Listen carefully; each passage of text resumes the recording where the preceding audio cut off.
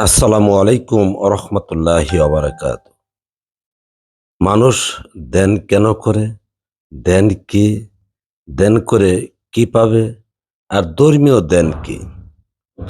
তো সর্বপ্রথম আসুন জানি ধ্যান কি।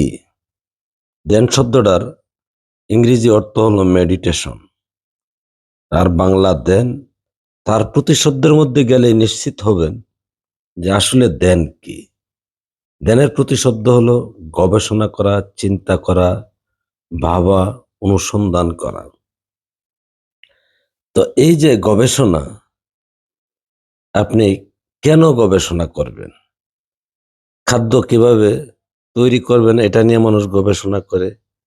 কোনো কিছু আবিষ্কার করার জন্য গবেষণা করে, কোনো কিছু দেখার জন্য গবেষণা করে।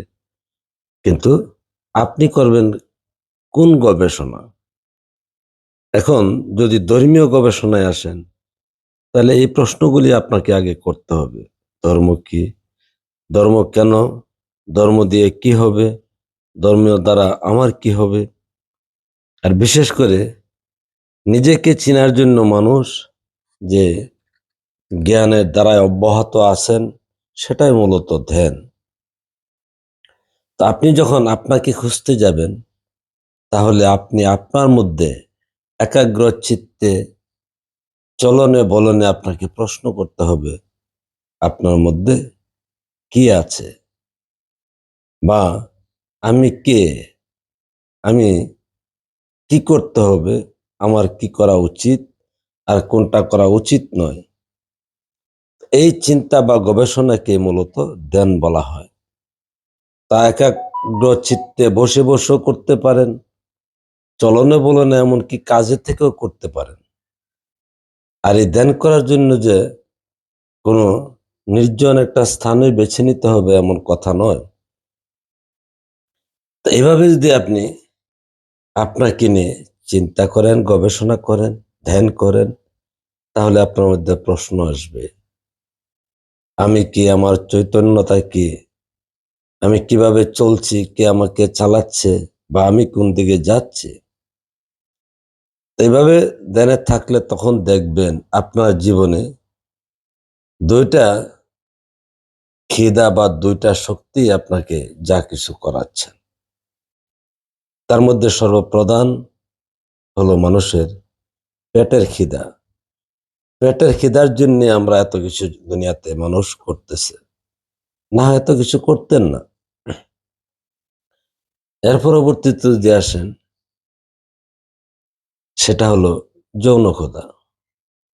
এই যৌবন এবং যৌন ক্ষুধা যদি না থাকতেন, তাহলে মানুষের এত বেদ বিধানেরই কোনো দরকার পড়তো না। কেননা সর্বপ্রথম এককালীন যদি মানুষ সৃষ্টি হতো, এই মানুষ যে যতদিন বেঁচে থাকতেন ততদিন, কারণ যৌন খিদা না থাকলে আর সৃষ্টি হতো না।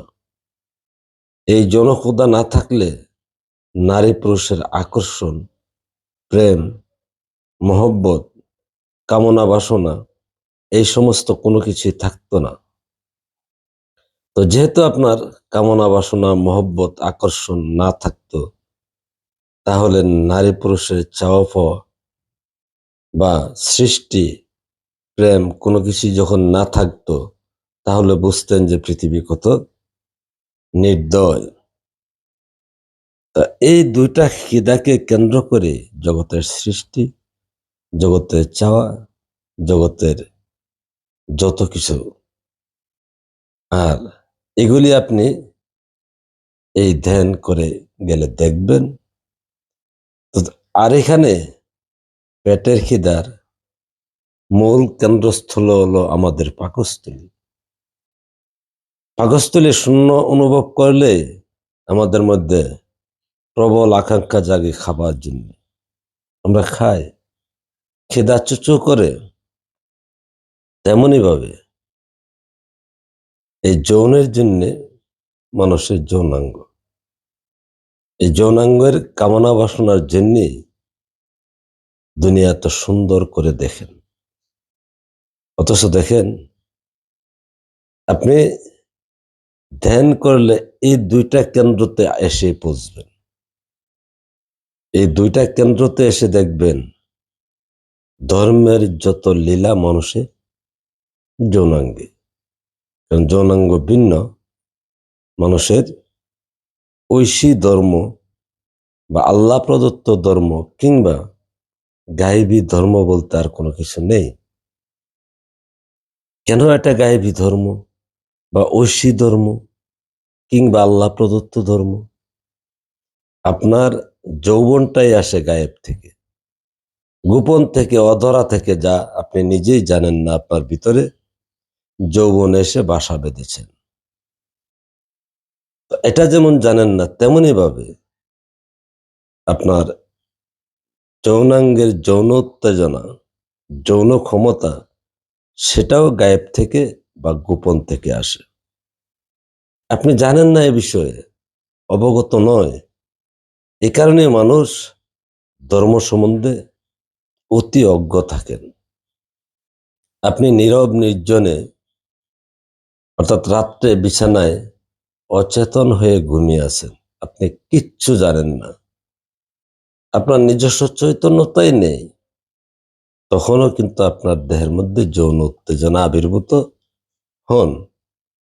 এখানে তো কোনো ক্রমে বলতে পারবেন না যে এই যৌন উত্তেজনার জন্য আপনার নিজস্ব আকাঙ্ক্ষা কিংবা কামনা বাসনা। তো সুতরাং এই যে নিজস্ব কামনা বাসনা না, বরং বাহির থেকে গোপনে, অতি গোপনে নিজের দেহের মধ্যে আবির্ভূত হচ্ছেন, এটা নিশ্চিত পরাশক্তি, যে শক্তিটা ঐশী শক্তি বা আল্লাহ প্রদত্ত শক্তি। আর এই শক্তিটার মাধ্যমে আমি, আপনি, পৃথিবীর সমস্ত মানুষের সৃষ্টি। তো এখানে মহান সৃষ্টিকর্তার লীলা, কুদরত, অর্থাৎ আল্লাহরই আকাঙ্ক্ষা কামনা, সৃষ্টিকর্তারই আকাঙ্ক্ষা কামনা। আর এই যৌবন এবং যৌনতার মধ্যে যদি আপনার ধ্যান না থাকে, তাহলে ধর্মের ধ্যান যা কিছু করতেছেন সব বিফল, অকিজু।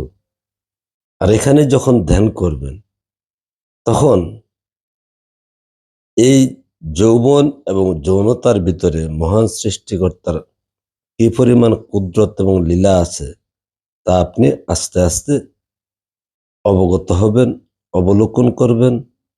আবার তার ভিতরে স্রষ্টার সাথে আপনার সম্পর্ক এবং মহব্বত হয়ে যাবে।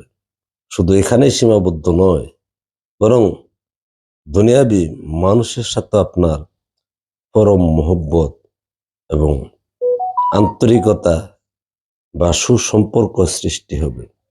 এই কারণে জগতে যত প্রেমিক প্রেমিকারা আছেন, তারা মানুষের সাথে মহব্বত ভিন্ন, মানুষের সাথে বৈরিতা করেন না এবং বৈরিতা পছন্দ করেন না। সুতরাং এটাই আল্লাহর ধর্ম।